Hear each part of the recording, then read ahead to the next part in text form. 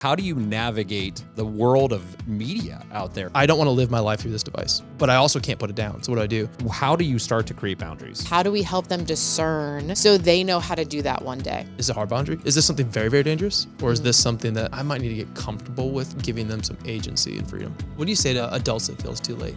I've got these habits, I can't overcome these things. On this episode of the Live Change podcast, we're going to be discussing the positives and the negatives of how media has shaped our world differently in the last decade and how it affects our kids and their well-being. To have this discussion we invited one of our pastors, Kevin Mahan, to the conversation.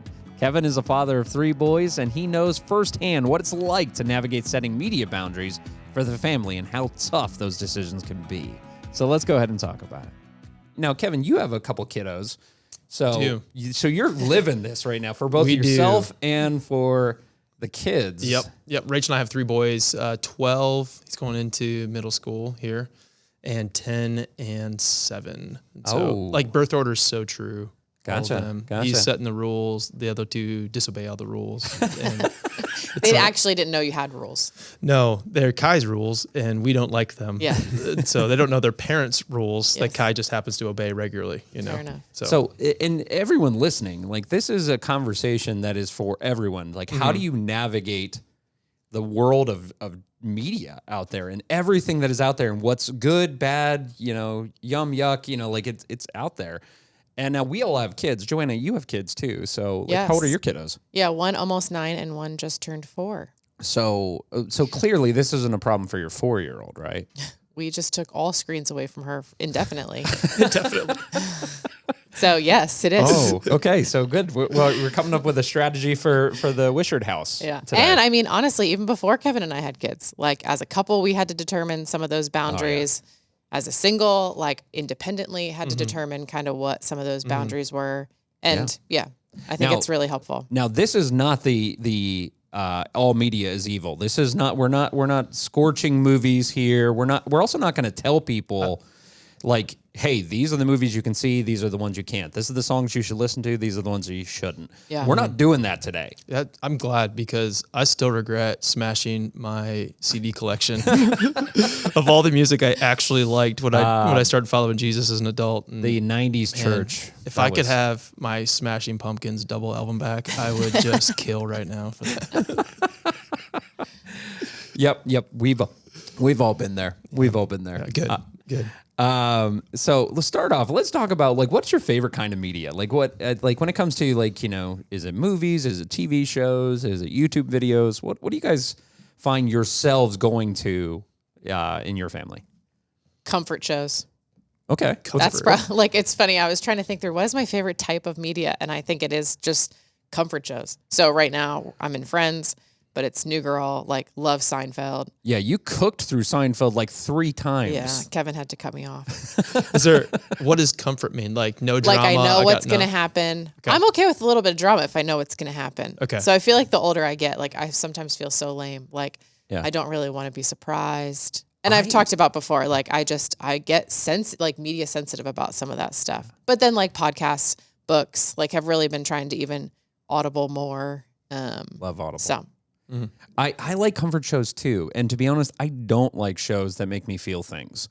Yeah. If I'm being totally honest with you, and this makes me seem really superficial, but I hate when people would always recommend, what's that show with the family that it goes through the years? Parenthood. What is it?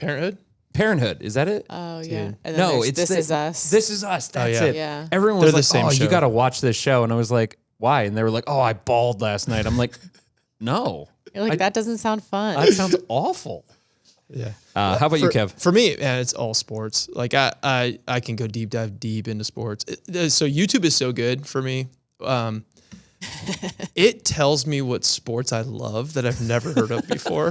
There you go. So if I'm being totally honest, there's a couple of things YouTube shows I really watch a lot.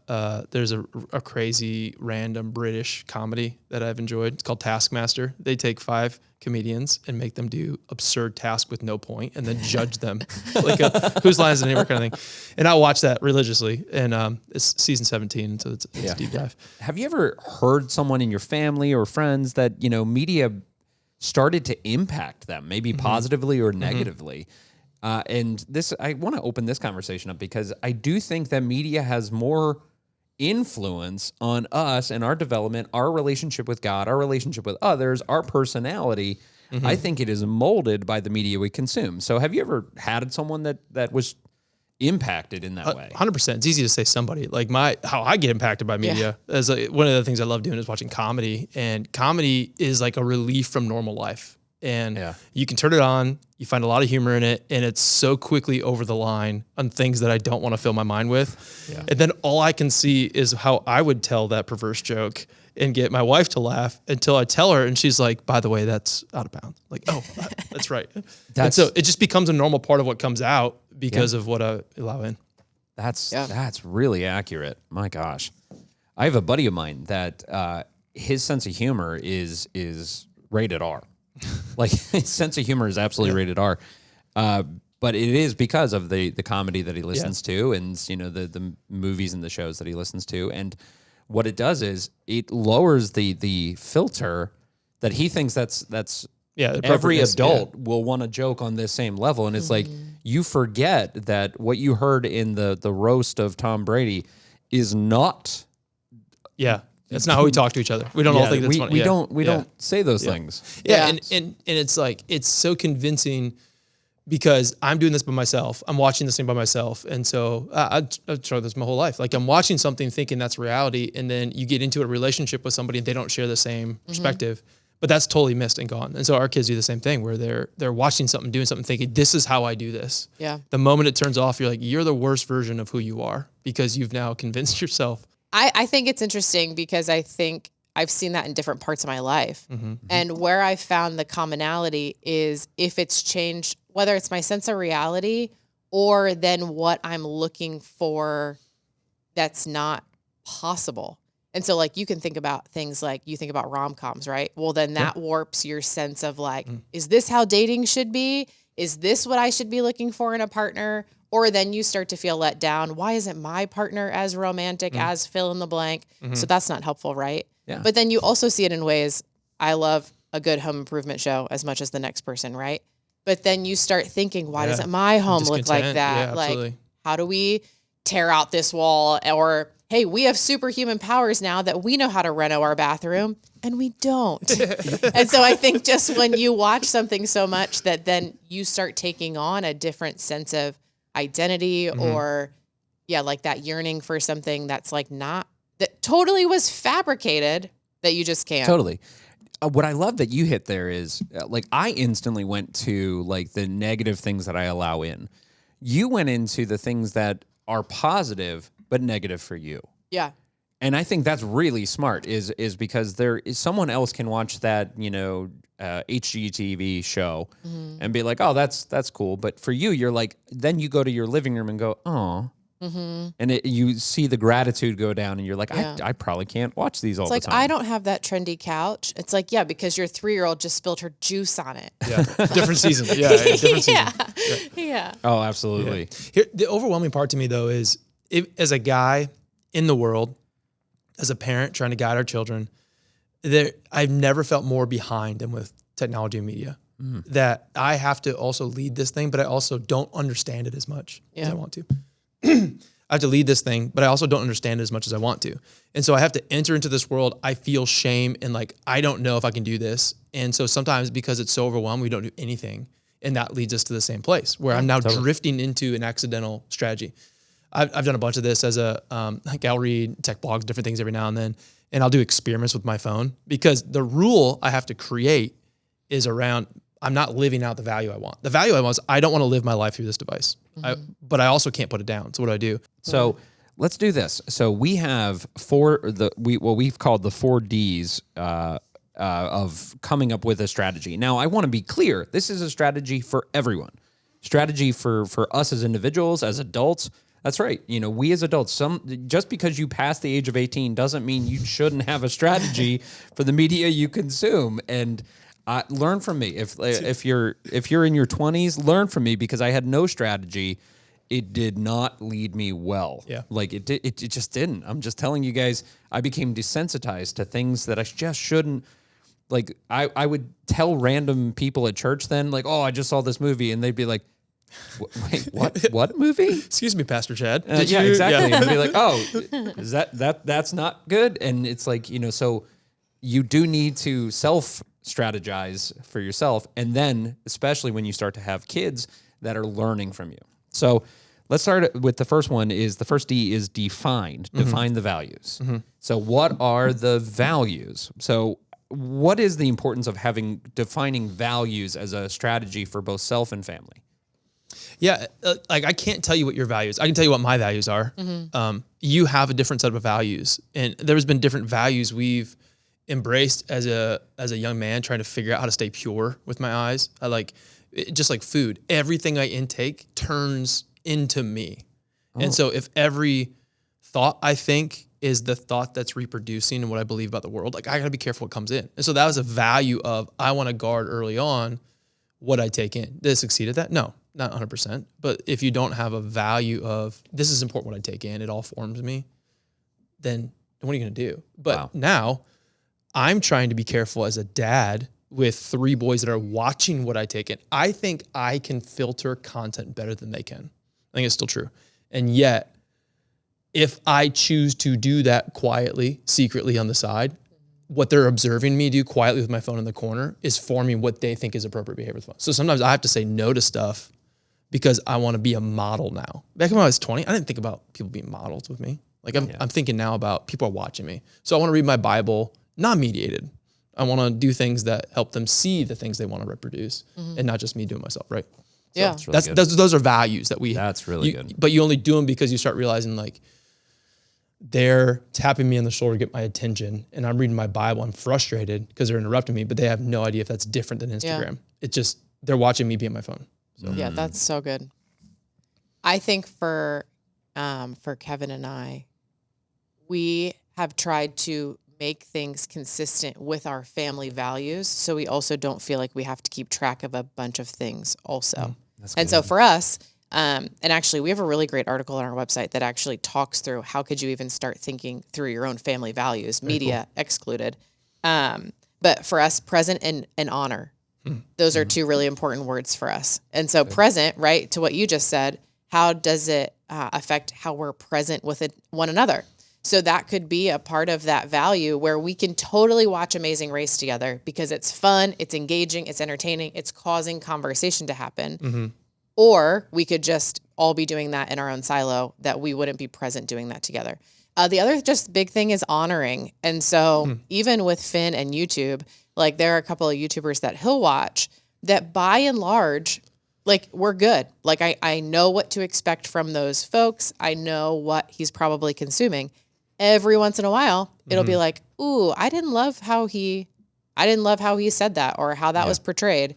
And so then it's like, hey, Finn, what do you think?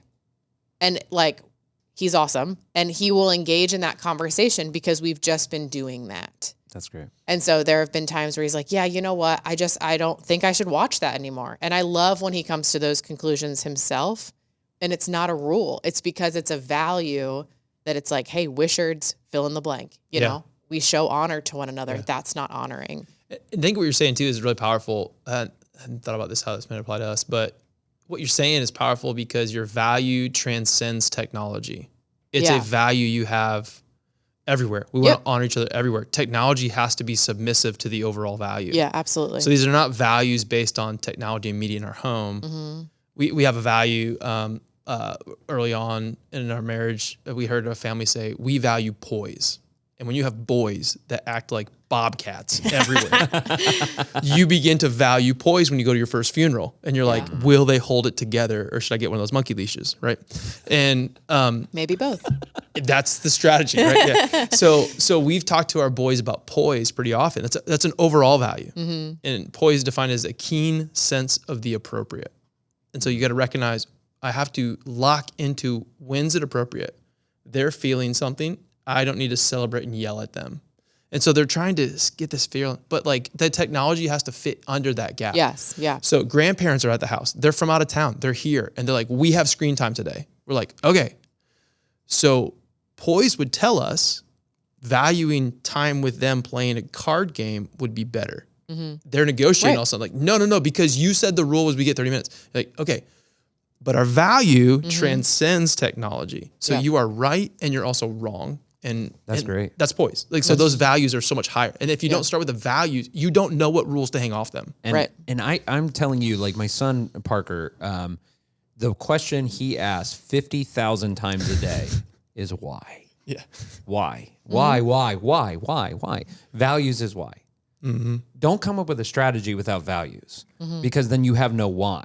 You have because I said so. And it's like, oh, okay, what he just learned is as soon as you no longer say so, he's fine to do whatever. Yeah. Or even worse, if you actually answered your why, it might be because I'm afraid as a parent.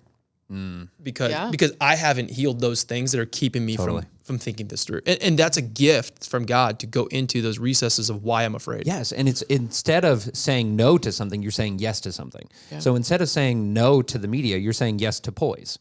Instead of saying no to the music in the car, you're not saying no to the music car, you're saying yes to the conversation in the car. Yeah, we want to honor. These people. We don't even know these people, but they're not speaking in an honoring way. Yeah. And rules at ages and stages are applicable and good. And so another one we have is like the switch doesn't leave the house. So we don't take the switch to the car, right? And I know that there are times that Finn's like, you're so mean. Like, why can't I have the switch? And so it's like, dude, because we want to be together. I don't even care if you talk to me the whole time. And sometimes personally, I think it's good for you to be bored. And so I know we don't agree, but I'm the parent and going to step in and apply the rule that then we keep talking about and how it corresponds back to our values. And what I love about what you just said there is that's what you guys have determined. The switch doesn't leave the house.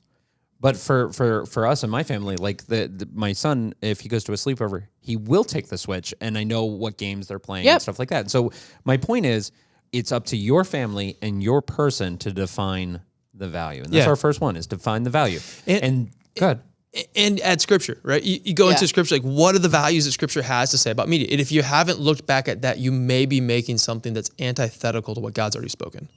And so be careful because he has a guide of what we should let in and then making sure our values align with those things. But, because God should have a say in the values of your family. 100%. Absolutely. So only after you've defined the values should you determine the boundaries. So like first the values. And now what are the boundaries around the values? So like first we know we have this thing that we want to protect. Now let's put the fences and the gates and everything else in the family. So how do you start to create boundaries for family and for self? Yeah. Man, I was thinking about boundaries. Our backyard neighbors have 2 pit bulls. Ooh. Dude, it's a thing. Like a ball goes over, you just say peace and let it go if the dogs are out.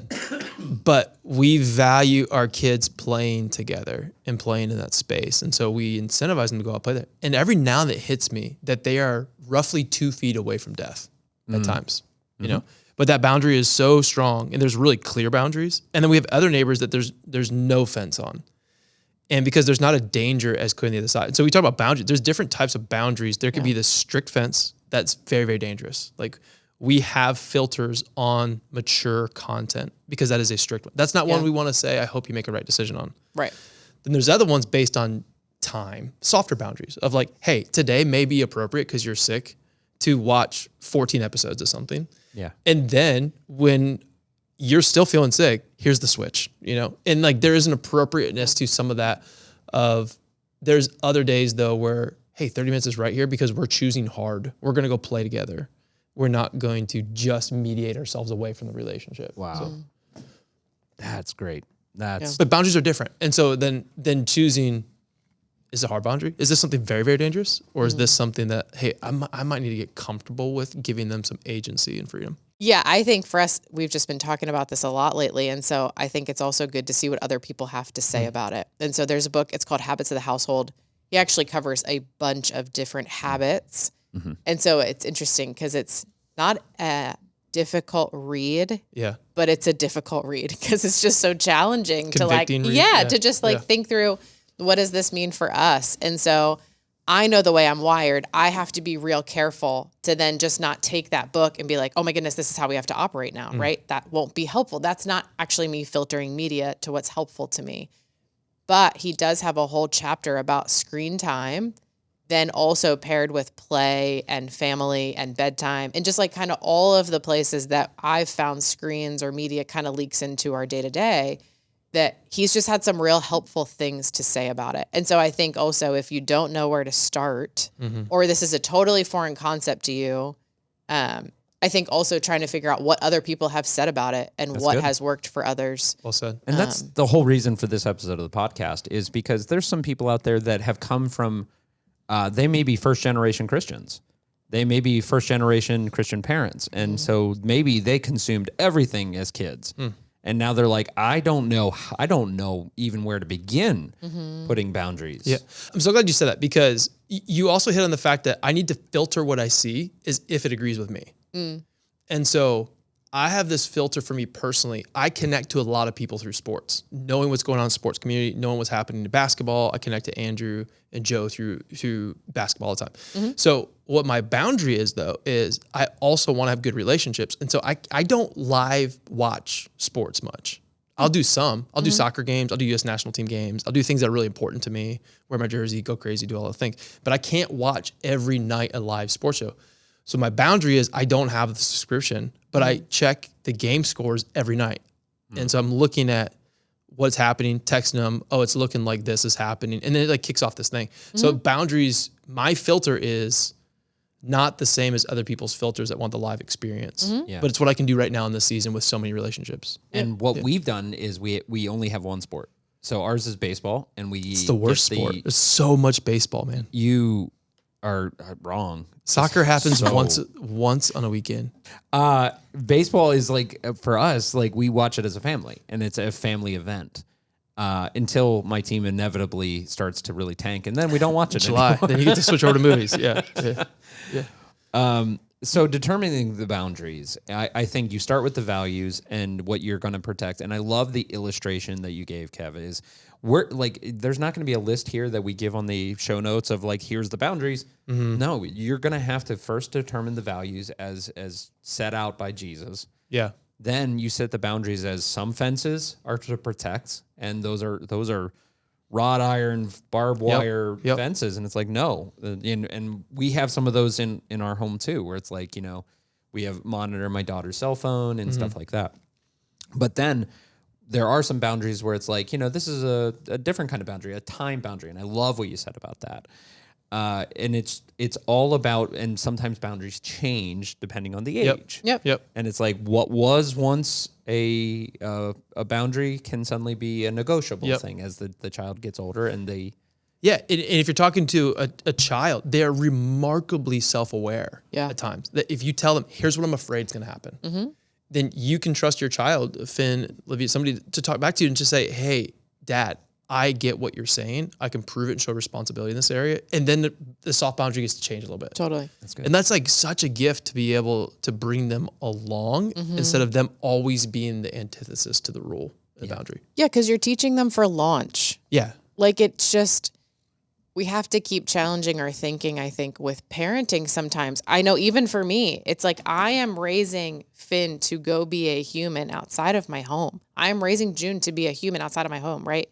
it is my responsibility to help them learn how to discern. Like I very much grew up in a culture where it was like, if it wasn't deemed Christian, you shouldn't be watching it or you shouldn't be listening to it. And so there is a whole part of my like adolescent teen years, right, that I either felt like I needed to hide it and not talk to anyone about it or share about it or be afraid that my mom found out that I watched this movie, which sorry, Mom, or like listening to it. Like I had a whole CD case. I know we don't do that anymore, but I had a whole CD case that like I would have been mortified if my youth pastor found it. But like with my own kids, like I want them to be able to talk about it. Yeah. Hey, Mom, what does the line in that song mean? Yeah. I mean, that's not a conversation I'm excited to have, but I feel like for Kev and I, we have really been trying and trying to move towards how do we help them discern so they know how to do that one day. And I think you guys just hit on our next one, which is discuss the strategy. That's what you guys are talking about is. Yeah. So you start with define the values, determine the boundaries, and then discuss the strategy. You can't just lay out the strategy. Now you can for a 4-year-old. Right. Absolutely. But you can for an 8-year-old. But you do at some point need to include them in the strategy that and the values you're protecting, the boundaries you're setting, and the why. And so we don't have to belabor this one, but it is this idea of why is it important to bring, especially your kids, but maybe if you're an adult and this is just yours, bring other people, your accountability people into the conversation. So as an adult, it's really important for me to have people in on this. Because if I don't have somebody else that knows my strategy, can test my strategy, I have not tapped into the gift of an abundance of counselors. There is wisdom. If I get myself into trouble alone, I'm likely not gonna get myself out of trouble alone. And so right now there's a couple of things I'm doing to try to manage my energy. And one of them is like, I gotta be careful what I intake because it's not creating energy to output that. And so there's a guy in my group named Alec. Alec is aware of what I'm doing.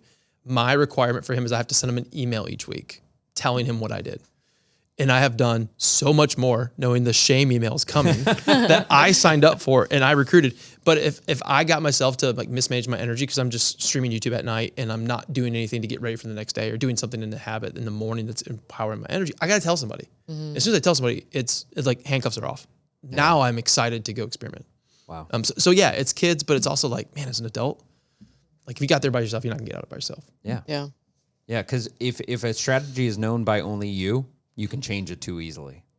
Or my Wednesday self is very different than my Sunday self. Yeah. And Wednesday was a tough day at school, right? And I had to hear all this negative stuff. And all of a sudden I want to do something positive for me that looks like withdrawing. But that's not what my Sunday self told me to do. Yeah. I think it is also interesting just between spouses too, I know what Kevin and I have stepped into, and more so, like just even on my part, is then you want to hold your spouse accountable to what you think it should be. That's also not helpful, right? And so I think also when you're talking about that strategy for him and I, we've had to talk about what is good for him and I that we both feel like we can be on board with, because it's just the way that I'm wired and just some of the intensity or all or nothing or that I can bring to the table. He'll say, Joanna, but that's not realistic. Wow. Or I don't actually want you to hold me accountable in that way. Like, I think that this thing is fine, or the amount of sports I'm watching is fine, or whatever the reverse is for me. So I think just even discussing, you talked about, discussing the strategy. You've got to make sure whoever's in the fight with you that you're aligned. It's just going to be it's going to be a lot harder to keep the boundary if you're operating out of two different strategies. That's really good. So the last thing is debrief often. So define the values, determine the boundaries, discuss the strategy, and then debrief often. So this is probably one that we forget the most. Yeah. We set things. We do you remember those commercials? Ron Popeil said it and forget it. Yeah. We set out a strategy. We set it and forget it. But things change. Yeah. People change. Media changes. What was once yum became yuck. The child has grown older and they need more responsibility. They need more strategy, whatever it might be. So why is it important to debrief often? Yeah, because we just naturally slide into the default.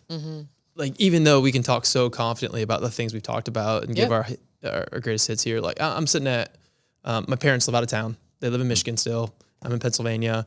It is valuable, the amount of time we have with them. I have a great family. My parents bought a bigger house in retirement to host my family and my sister's family coming and staying with them. They're incredibly generous people. They have a huge table for 2 people. I found myself sitting on my phone in the other room doing exactly what I do every night at home with them. And I'm sitting there thinking, why am I doing this? Why am I doing this? Like, if I don't debrief that, I'll never get to what's causing me not to want to be in relationship with the people I dearly love then. Yeah. And so sometimes with ourselves, just like, why am I doing this? What is here? And that question itself unlocks a whole lot of curiosity and like being inquisitive about how I got here. So you can't go back and change the values or habits until you know why is the outcome something I don't want. What I love about what you said is debrief doesn't always mean a family meeting for an hour. Right there, you were debriefing on the spot. And sometimes Steph and I will debrief on the spot, and she'll tell me, hey, I noticed this. And she has that permission. And, you know, there's no one better than my wife to be able to say exactly what cuts at the point, you know, and we can debrief pretty often. Now, sometimes I debrief after the debrief, after she gives me the comment, I'm like, no, it's fine. Yeah. And then the next day I'm like, okay, I'm ready to debrief. Yeah, you're right. I did watch 4 hours of YouTube last night and that was not good. So. Yeah, I think it's also, it's funny. I would say we are the worst at this one as the day goes on. Meaning, like, I would also say it's easy to then set the table for all of this and you wake up like kind of bright-eyed and bushy-tailed and you're like, today's the day. Like, we've got it, right? And then you have a tough day, or I don't know if anyone else can relate to the ships passing in the night where it's like, hey, I'm getting the kids here. You're going to that thing. I'm doing this thing. Again, none of those are inherently bad, right? But I think the space then between the debrief, again, you don't accidentally slide into where you hope you are. Yeah. And so I know for our house, like the debrief or the checking in or the then holding to the plan you're setting in place, that's where life can happen. That's where you get tired. That's where you can run fast and not pause. And so, yeah, I don't know. I feel like this one in particular, this is our kind of Achilles heel, that it's like, how do we just make sure we keep moving towards the plan? Yeah. And I think, so then also great time right now in summer to debrief. Are we getting what we want out of our summer? Yes, totally. Is the spaces we've curated for us and for our kids, is it so overwhelmingly fun that they don't want to go to the default? Yeah. And that's part of our strategy. It's like, let's overwhelm them with options. And create a space that helps them choose the right thing. And they don't. They still choose easy. Right. And that's okay, you know, and then so you're at a moment every time the transition happens, just saying, okay, we're getting what we want. Are we getting what we hope for? Or is this a new season where we need to give a little more freedom of choice? Yeah. And it's a 5 minute, right? We're not talking about a reset the whole thing. It's just being really using radical candor to say, what are we seeing? Yeah. The other thing, just too, I think you touched on this, you've got to set the stage. And so I think a lot of the conversation is easy to happen in conversation. And then you have a bunch of things you want to accomplish, ways you want to get it done. But even like in kind of the best summer ever or like that fun, I think sometimes we can paralyze ourselves that it's like, man, I don't know what then that looks like, right? Yeah. And so one of the other things they talk about in Habits of the Household is intentionally setting the stage for that.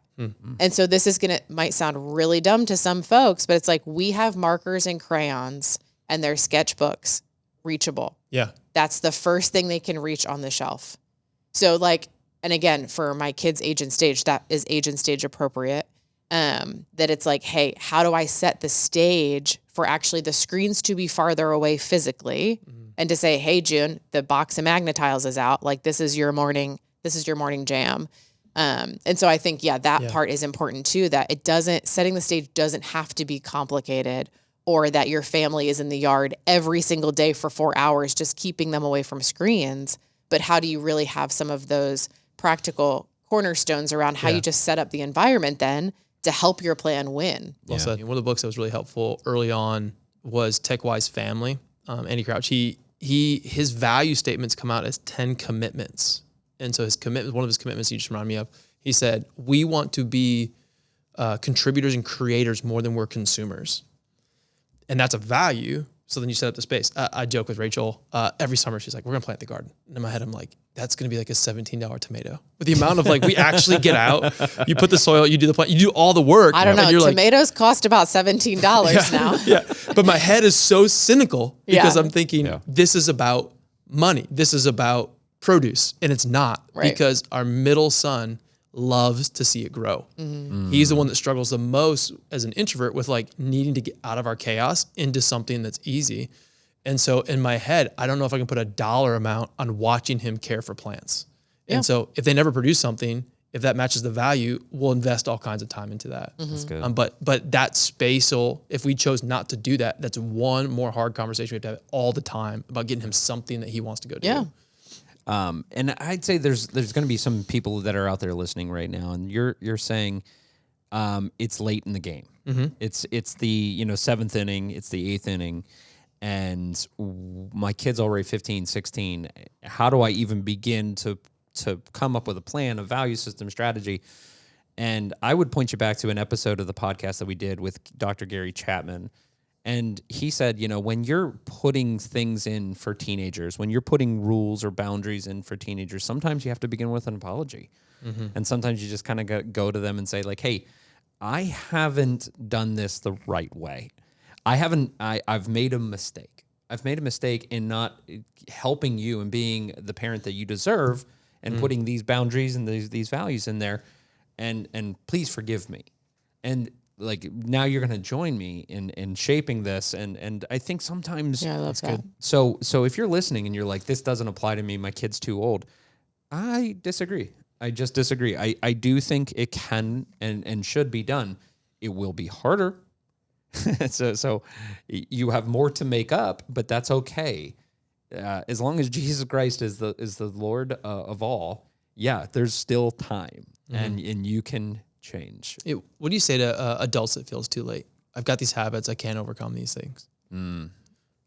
For me, that especially, because now you're changing self, and Jesus is a master of changing self. Mm-hmm. But it just takes the same level of discipline, the same level of things are going to have to change. But I think you have to start with the value. And I think with all of this is, don't start with the rules, because you will quit rules. Yeah, that's but the you easy won't place. quit values. Mm-hmm. Yeah. So and maybe you've never started with values before. Maybe you've never ever started. You've always said, I'm not going to do this. And then you go back to it because you quit rules.